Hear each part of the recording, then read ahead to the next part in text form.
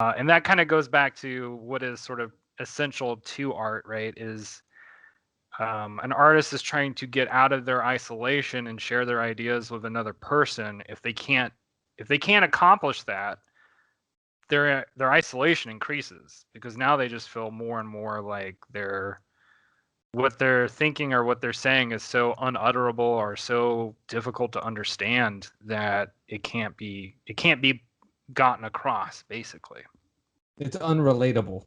Yes. And that absolutely is probably one of the biggest fears. You brought up a nice point.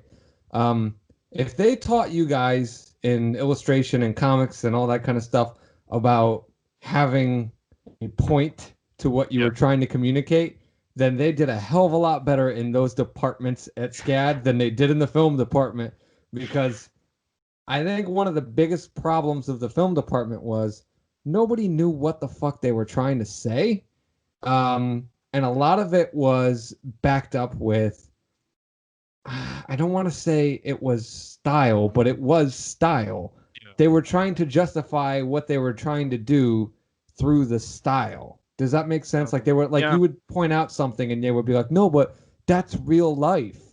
And it's like, I don't care that it's real life. I don't need to see your character wake up in the morning. Like it's been done to death. It tells me nothing. And I don't think a lot of filmmakers knew what they were trying to say. That's hilarious, because that was like, are you talking about scenes where somebody wakes up and punches the alarm clock kind of a thing? That's every student film ever. That was like one of the first things, I think it was our writing teacher, Mark Neese, was like, do not open a story with the alarm clock and somebody turns it off. I don't want to see it. Don't do it. No, and that's how it was. And I can tell you, I remember even well into junior year, film students were still doing it, and defiantly, nonetheless, they would. You know what I mean? It was always, here's my character waking up in the morning. The start of their day is the start of the story, and not only did it say nothing, but everybody did it. So it was just like, oh, everybody's making the same noise. Wow. Oh, and I must admit, scene number 2 was always, my job sucks. I'm in a cubicle.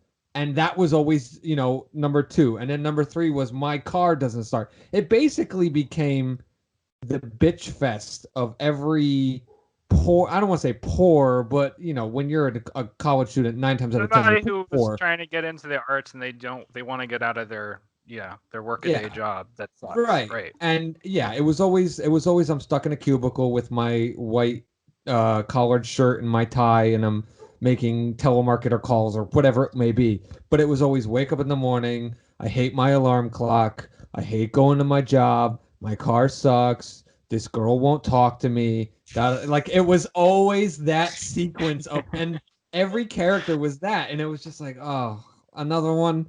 So for me, I honest to God, I never did that, and I wear that as a badge of honor that I can't recall. Now I'm sure when one of our fellow scaddies comes on as a guest, one of them might be able to call me out and be like, no, you did that project with this and that. I'll be like, God damn it, I forgot about that. Like PTSD, I blocked it out. But I don't think I did do that.